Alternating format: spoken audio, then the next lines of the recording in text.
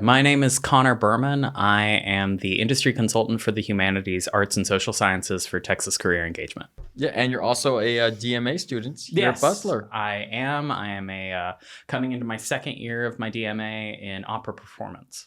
Wow. Well, welcome, and it's so cool to have someone at Butler doing some cool other stuff for graduate students. So you sent me this neat email, and it was like so full of stuff.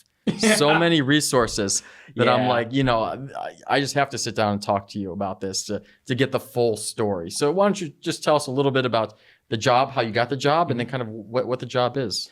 Yeah, so part of getting the job, I'm actually getting a program portfolio in arts and cultural management and entrepreneurship out of LBJ.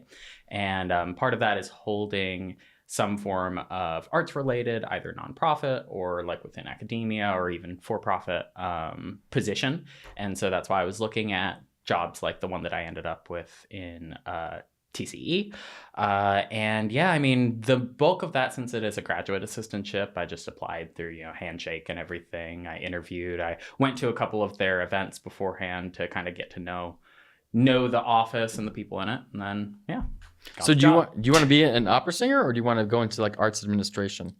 So that's always the fun part, because one hopes for a long and prosperous performing career, but it is less than guaranteed. And so part of my entire reasoning for getting a doctorate is to have a backup plan of being able to either go into academia or like a nonprofit as some form of arts administrator. Okay. Yeah. Well, it's interesting you say that like, doing a DMA is kind of like a backup, because oftentimes people will go into a DMA with no backup.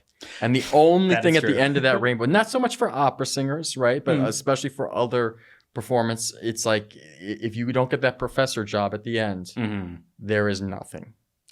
That's the mindset. Yeah. And you're here to talk about otherwise, right? Yes, other things you can do. Because that's actually the entire reason of why we have the PhD Career Pathways Fellowship, because it is meant for students in the humanities, arts, and social sciences to have and gain expertise outside of academia. To look at what are job options aside from the traditional professor route. So yeah, let's talk about some of those options, because it can feel that when you're in the thick of it in a graduate program that is the only pathway. Yeah, but there's this whole world outside of academia, and it's not a failure to leave academia and do something else. And sometimes people will feel that way because they have a very close relationship with their graduate advisor, right? And they feel that they need to continue on that. But for some people, I've met a lot of people who are a lot happier outside of academia, doing other things with their advanced degree. Yeah. So let's talk about it. What are some of the different programs? Yeah. So what's interesting is that like my team works specifically with people with advanced degrees, and a lot of times we're working with them to transition away from academia, because like you said, your advisor and the professors that you work with in university did the path to be in university. It is the very traditional what you think of when you get a PhD in something.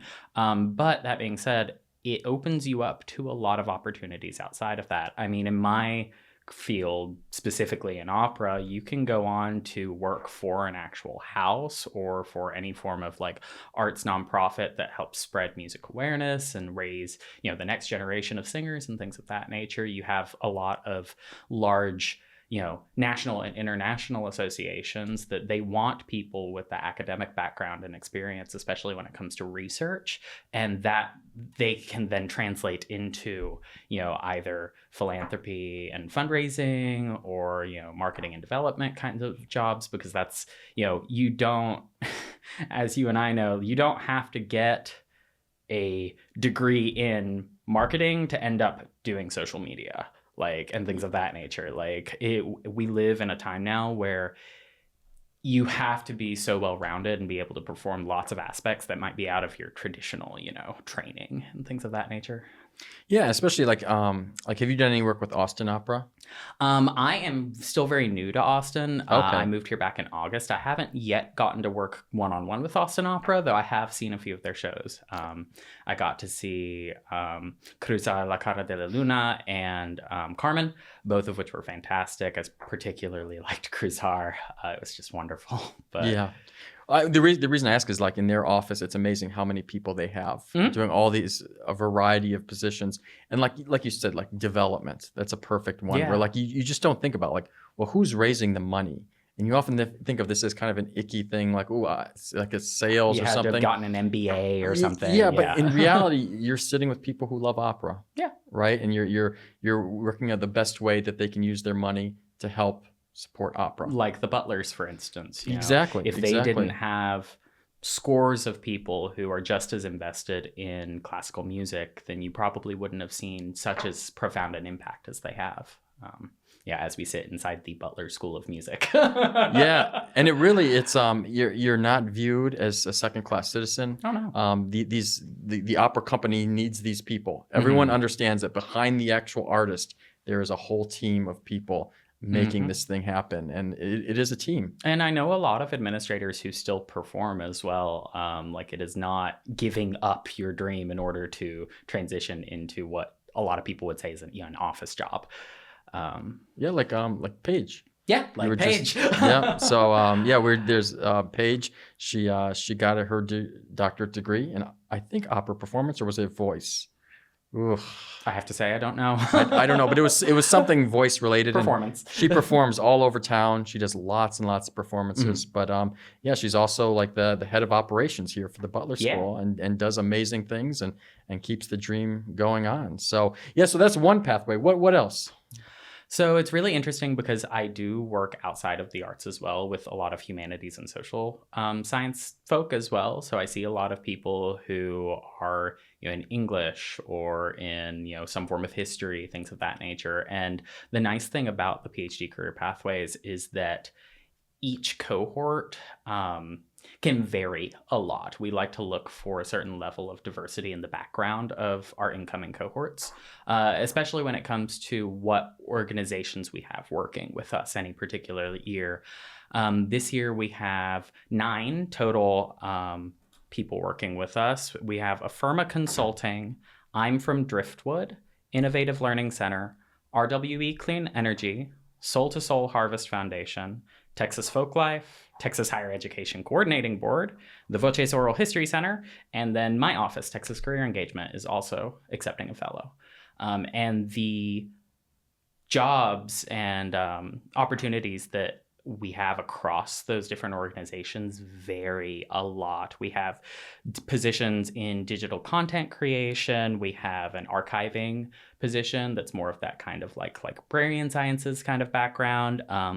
We have a social justice research analyst at Soul to Soul, where they're going to be doing a lot of like policy related work, which is interesting. And then, assistant production coordinator for Texas Folklife. So they're helping actually like do a lot of the programming that the organization does. And so the nice thing about the Pathways program is that it can vary a lot from year to year and can really encompass a wide range of interests, even outside of like COFA.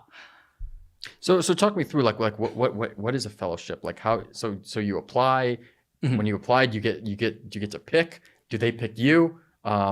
Just the whole thing. Yeah, so it's a really interesting process and not a particularly short application, but I wouldn't say it's tremendously difficult. And the application is coming up?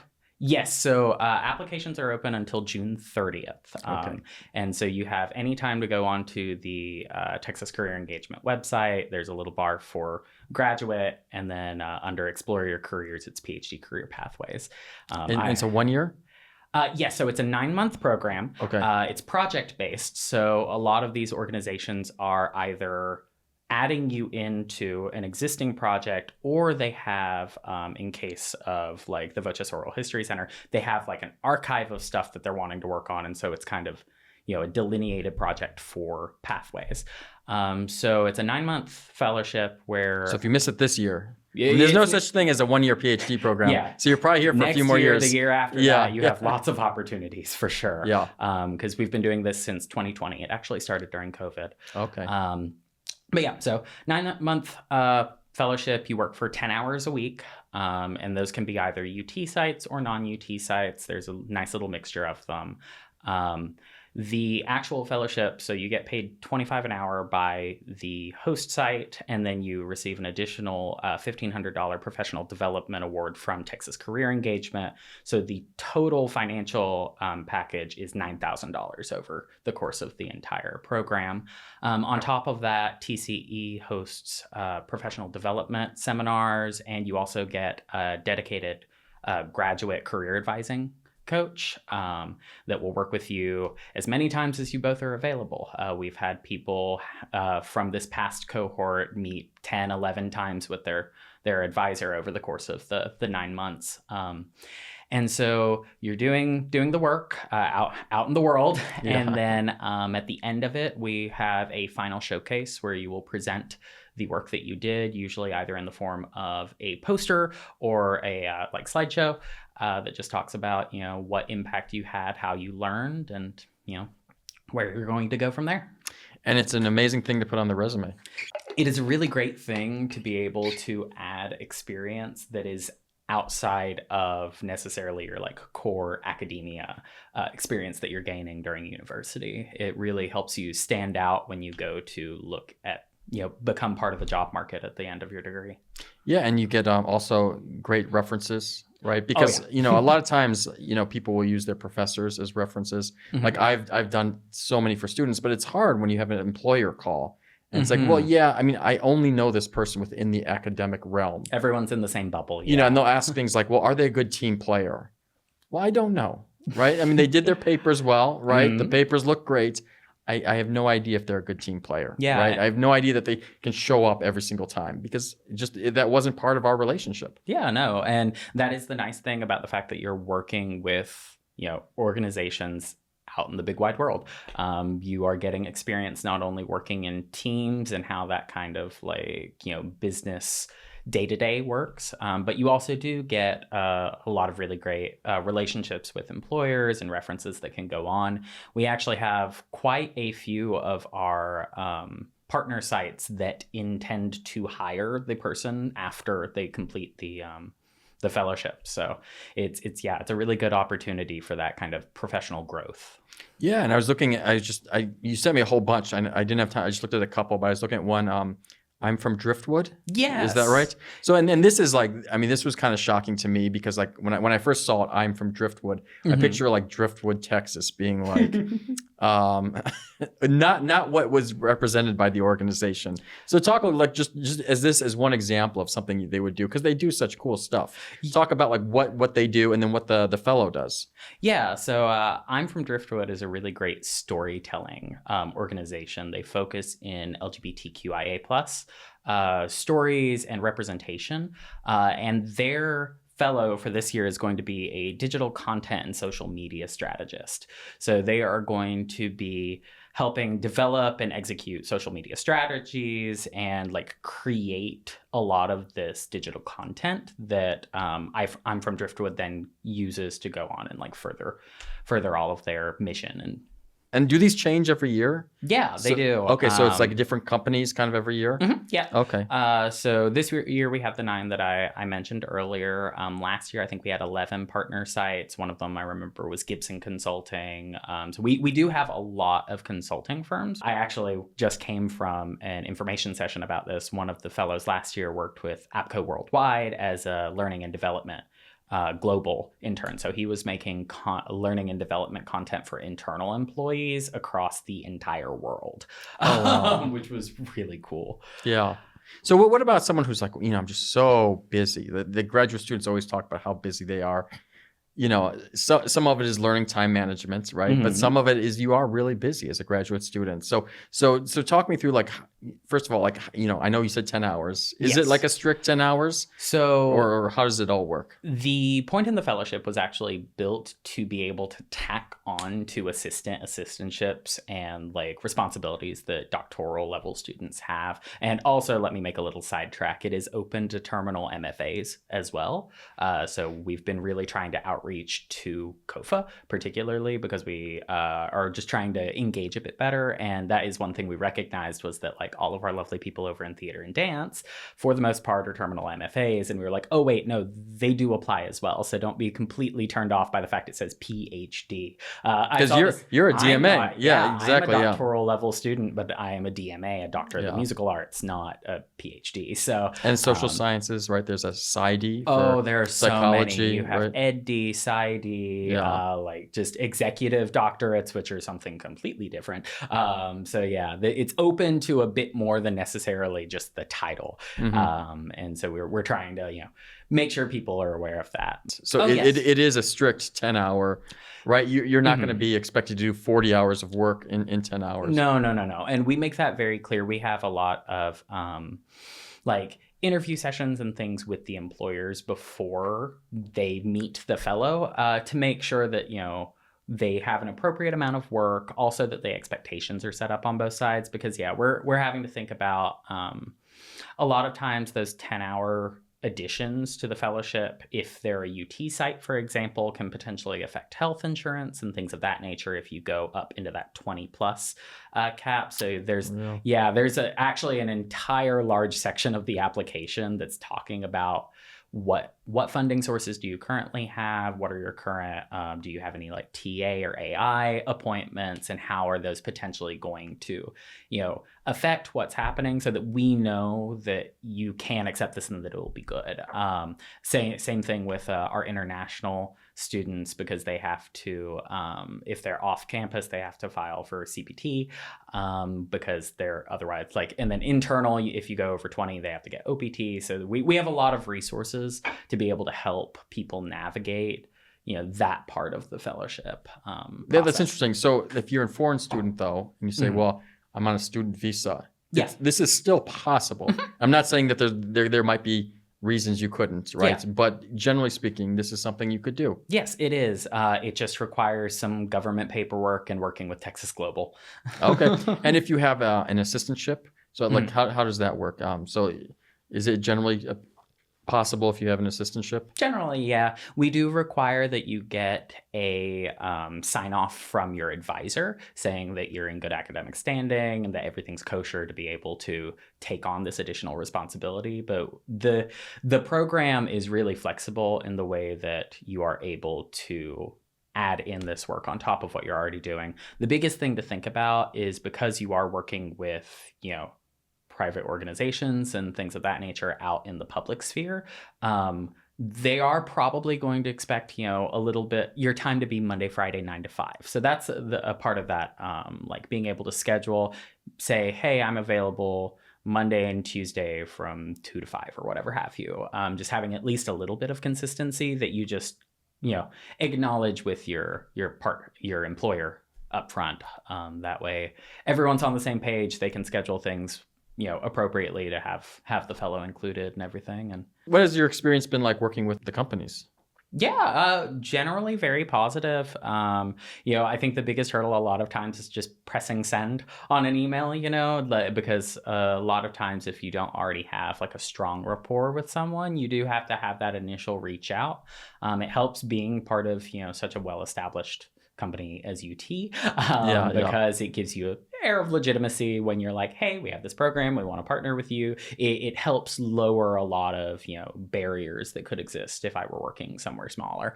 But that's been really nice. And also being able to learn from my team and other organizations across UT has been really, really helpful. I actually work with the marketing here and BSOM a whole lot, just because they're my home people, and so I feel like I can ask and get assistance from them whenever possible. And then it's just been really nice. I actually, one of the most interesting parts of my job so far is my second week on the job. I conducted an interview in Indeed's downtown office, on the 38th, the very top floor basically. And I would just remember looking over the city and going, wow, this is my life right now. It's really cool. It's an opportunity that I don't think I would have gotten doing another kind of job. So I do very much enjoy it. And what do you look for when you're first of all, how many people apply for a fellowship? Generally, we have about 35 to 40 applicants a year. For 10 to 15 spots? Yeah, this year it's 11 because a couple of the companies are accepting more than one position. But yeah, so the overall application process. So again, the deadline is June 30th. Yeah. And then after that, there is about a week of my team going over the different applications and doing kind of initial vetting. There is then a week-long virtual interview process that happens this year. It's the week of July 8th. And so then once you get past that stage, you'll actually have a final interview with your potential employer. And that is when we bring in the organizations in order to be able to kind of have that final say, like who they think is going to do well in their team environment and things of that nature. And then from there, our final decisions are at the end of July. And then beginning of August, you have an orientation. The employers have an orientation, and then the fellows have an orientation, and then the fellowship starts on September 1. Oh, okay. Yeah. And what can they do to make themselves stand out in the application process? Any tips? A couple of things. So you will be required to upload a resume during it. Let me repeat, make sure that you tailor it to the jobs that you are looking for. It is one of the, across all forms of job applications, it is the best thing that you can do is tailor your resume. That being said, we do also accept CVs, but they may not be the most suited for these types of positions since they are outside of academia. So if you are used to submitting a CV, we highly recommend coming in and getting an appointment with our office to help you tailor a resume beforehand, just because that is, again, such a large portion of what the employers are going to see, what we see, and overall just a good skill to have. And what's the difference between a resume and a CV? So CVs, a curricula vitae, is a much more in-depth and academically focused form of a resume. It tends to outline what classes that you've taught for, how long, the subject matters, number of students, how many, like total grading. It is just very professor focused, and they don't outline the same kind of skills the way that we prefer to see resumes for an application like this, or really anywhere in the public sector, because you're going to be wanting to focus more on soft skills and some technical requirements. I'll go ahead and give everyone a hint. Microsoft Office is something that I see, people desiring proficiency across everything. I constantly see, proficiency in Excel, proficiency in PowerPoint, Word, so on and so forth. So, definitely one of those skills you want to cultivate.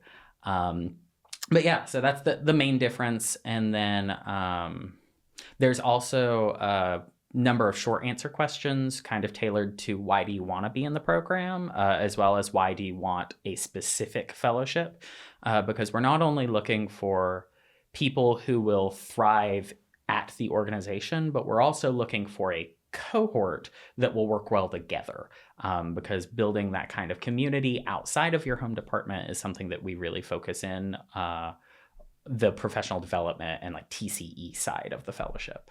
So how do they build a cohort if they're all going to separate places? Of course, you do have a certain base level of just qualification for if you're applying for the content, and digitization fellowship. Certain base level there. We also look at what academic department you're coming from, what kinds of experiences you've already had. One thing, if you've already worked for, I'm from Driftwood, we're wanting to see that you're growing and gaining something new. So not to say it's impossible for you to get the fellowship for I'm from Driftwood, but maybe look at something that's kind of expanding your bubble a little bit. Because at the end of the day, we want the doctoral and graduate level students that are coming out of this program to be more well-rounded, better suited to get jobs out in the rest of the world outside of academia. And that's something that we really, really focus on. And then, when it comes to our cohort, there you have the professional development seminars and other activities that happen within the group. And they even I know last winter they went out to one of the tea houses and had like a dinner and whatnot. So there are some social events in there as well. I know Colleen always gives an anecdote about everyone was very, very tired come like February of last year. And so she took them all out to the bat tour and they had a great time. And so, yeah, there's a certain level of we want you to not only gain relationships with, you know, organizations out in the world, but also with people who aren't in your department. One thing that I hear a lot of is because we are very forthright about you're gaining experience to go outside of academia. That's not something you hear in your own department a lot. You don't hear people like, oh yeah, get your degree so that you can leave. You never hear it. Yeah. Never. The status quo is, oh, you're going to become a professor somewhere. You're going to be in academia for forever. And we're very upfront about the fact that that's not an increasingly like lessening look at the demographics in this country on all fronts. It's only getting harder and harder to become a professor because there's just less kids that will go to college. And positions are very frequently going from, you know, tenure track and then being split up into adjunct positions, or just in general, funding is not rolling over from year to year. So like, it's not that it's impossible to become a professor, but it is much more difficult. And there are many more people with doctoral degrees to compete against now. So you have to, you know, come to terms with the fact that you'll have to broaden your scope a little bit. It is not the end of the world to end up getting a job that you will end up loving outside of academia. So deadline's coming up. Yep, June 30th. Yep. All right. So what else? So they need a so what so obviously they don't want a 15-page thing talking about every paper they've ever written in every class. So what is it? 2 pages? 1 page? 1 page for the most part. 1 page. Okay. Even I have had people who have 40, 50-year careers that still have a 1-page resume. There is very little reason for you to ever go into 2, and definitely never go past 2. Really? Okay. Yeah. Because again, it's when a hiring manager is looking at your resume, they don't need all that. They're glossing at best. They're looking at the main skills that you have and qualifications that are going to bring you in for an initial interview. Once you get past the initial interview, that's when they're going to dive further into what did you do at X, Y, and Z job? What skills are you good at? Where can you improve? Where do you fit onto my team? And so that's, I think, you know, again, 1 maximum 2-page resume is all you need. Past that, the actual application is on, again, the Texas Career Engagement website under graduate, under Explore Your Careers, PhD Career Pathways. You can go... We'll put a link down below. Yes. Yeah. You can go into the application and preview the questions that you are going to be asked. So make sure that you do that. You can also read through, we have attached files for the descriptions of all the different jobs. You really want to make sure that you're tailoring everything that you submit to the jobs that you want. And yeah, it doesn't take long, but it is a very, very important part of the process. And part of the thing is to push you out of your comfort zone. So if you go here and you say, wow, I'm not a perfect fit for any of these jobs, that's okay. That might be good. That's desired. We don't want someone who's at 100%. We want 60, 70, like, you know, that's kind of when you think about, there are a lot of statistics about who applies to jobs and like how much experience they already have when applying to it. And really that sweet spot is you fill 60 to 75% of the qualifications, but there's room for you to grow. Because if you go to a job and you already exceed everything that they're going to do, you're going to get bored.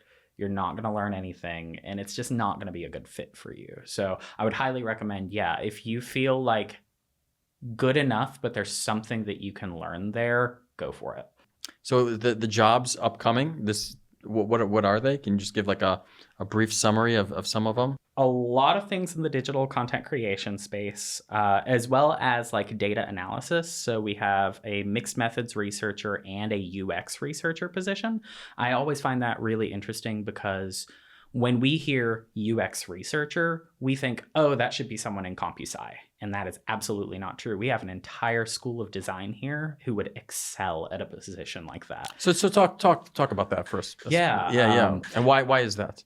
And that's because I think one of our inherent strengths in the arts is that we think outside the box. I know it's kind of an almost cliche, but when you're in a program that is STEM focused, for instance, it tends to be very cut and dry as to the process that you take and what you're supposed to do, and you don't ever stray outside of that. One of the things that I found in my work at TCE and also just my experience beforehand is that a lot of people who excel in what would be perceived as a STEM career, as an analyst or a UX designer or consultant, those kinds of things, almost always have a creative background in writing, in music, in arts, because that allows them to move past kind of like entry level work into that advanced tier, high earning, like really good work. And it's something that we cultivate so well here at UT. Like, we don't want us to be sleeping on that. Yeah. And then like the mixed methods, I think might scare a lot of people in the humanities away because they hear mixed. So it's like, well, I might have to dip my toe into statistics. Yeah, you might have to dip your toe, and that is perfectly okay. That is. And if they're asking for mixed methods, they probably don't want really, really advanced statistics. So you could probably pick this up on the job, right? And if someone's really, really advanced in statistics, they're not going to want to do mixed methods. So your ability to just sit and talk to people is going to play a huge role in focus groups and interviews. And a lot of what I see in the descriptions that the companies give me is the ability to take statistical analysis and then translate that into something that's client facing. The storytelling ability is super important and tends to be very difficult for people who don't have creative backgrounds to be able to tell someone who's investing money in your company, like, this is the reason and the impact that we have and why you should give us more money. Because at the end of the day, for-profit business is very money driven. It's very opposing to what we do in academia or in the nonprofit space. And I actually heard someone earlier today say the transition into that mode of thinking was probably the biggest, thing to overcome for him, was the fact that the bottom line wasn't necessarily at the top of his brain, but it was a skill that he was able to learn and be able to incorporate and become a better, hire overall. As someone who's lived in both worlds for most of my life, I can say that knowing both worlds, the bottom line and the academia, is good. It will make you a much better person. Oh yeah, that's not to say in my work here we don't have budget meetings and things of that nature. The money you'll never escape from it.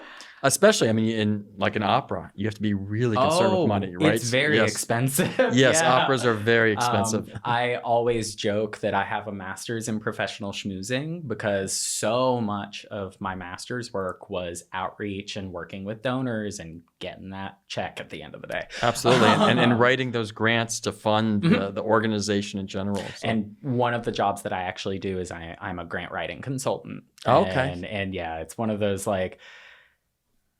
you wouldn't think that is something that you would need to cultivate, but it is such a highly desired skill and applicable across basically every organization, from city to, local nonprofit. There is so many different opportunities to be able to do good grant writing and things of that nature.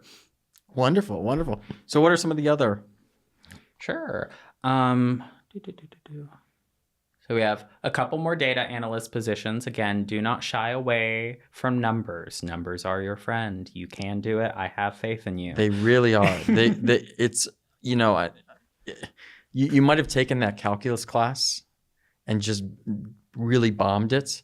This is not going to be calculus. And I think that a lot of people need to be reminded that there's a certain level of onboarding that happens at any company. Yes. If they have a process, they're going to teach it to you. Yes. And especially with a lot of the like larger consulting firms or more data heavy ones, they already have things in place that are very, very easy to teach. To do like a personal anecdote, I used to work for Best Buy, and they have so much training on product knowledge, like I'm sure far past anything that I could have ever done, even in university. Like there is the level of detail that I learned from just training after training after training, like for years, like it gave me a level of expertise that was valuable. And basically any company is going to be like that. They know their sector, and they're gonna make sure that you know it too. So don't shy away from, I might not have that skill set, or I'm worried about failure. If you don't take a chance, there's no reward at the end. You have to have a certain level of risk. Absolutely. Yeah. Then some other positions we have. So we live in 2024 now. We have assistant production coordinator and digital content and social media strategist, a lot talent management graduate intern. So we have a lot of content creation, and I think that's what we all do. That's the reason for the College of the Fine Arts, is we all make things, and I would say the skills that we have are highly transferable into these different areas. Is it going to start off as, is it going to be that kind of doctorate level, like my fine-tuned art that I make every time? Maybe not. That's okay. I've had to dip my foot into graphic design a lot recently. Sometimes they're good, sometimes they're not. I can sing super pretty. Does that translate into I can draw? Not necessarily, but I have that creative background to be able to look at something and go, yeah, or tweak. So I think that's something, again, we're wanting that 60%. We want to be able to grow and gain more skills, because that just makes you more employable down the road.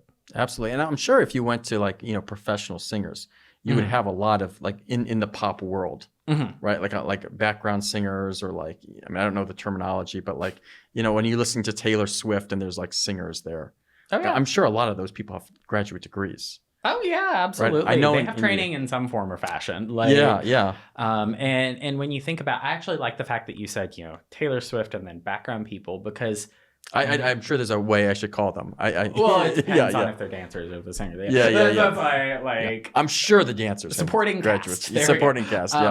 Is that we don't, and I feel like especially as a performer, we don't always have to be main character, all eyes on me. There are a lot of times, even in my own art, where I am so fulfilled playing the villain or the best friend or something like that. I love those times when I lead role, all eyes on me. But this is one of those times when okay, so graphic design's not your strong suit, but you're learning. Well, the work that you do helps support the main marketing director and what they do, and the fact that this is their long-term career and maybe the thing that they went to school for. So in that case, you don't need to be marketing director, lead cast member. You're going to do just as important work supporting an organizational goal than you do, again, being the one in the spotlight. Yeah, it's kind of interesting when you think about it, because people always say, well, you go to your undergrad, find what you love. Right? We always hear that. But when you go to graduate school, you never hear that. You never say well, go to graduate school and find something you love. It would almost be weird to think that someone would be an opera singer and get a fellowship in data analysis and then say, what, I love data analysis. And by the way, I have many friends who are in data analysis and love their jobs. They love it. Oh yeah. One of the funniest things from my undergraduate experience is that we had, I can only call it an employment pipeline from the music department into a large insurance company in the same city, because somewhere on their data team, they realized musicians are super good as analysts. And they were like, you want a 6-figure job? Come on. Constantly, you saw people just siphon into that company all the time, because someone in their hiring realized that our skill sets are so transferable. Yeah. And don't be scared of numbers, Oh, right? yeah. Because Again, like if don't you be scared think of you're numbers. bad at numbers, just try to explain to anyone in your family basic music theory. True. Basic music theory. And I think they people will be, their eyes will glaze over and they'll say, how can you know all this? Yes, I think people tend to forget music used to be part of the mathematics department back in like 100 years ago in universities. Like we come out of math. We're all based on it. And Bach was a mathematician, you're basically. much better at it than you think you are. Yes. So very, very cool. So so June 30th is the date. Yes. If you don't make that, it comes again next year. Yep. You're not going to miss out. And since we're all here for at least 3 years, like absolutely, you'll have the opportunity. 1-page resume. Yes, 1-page resume. Be prepared for some short answers. Focus on skills.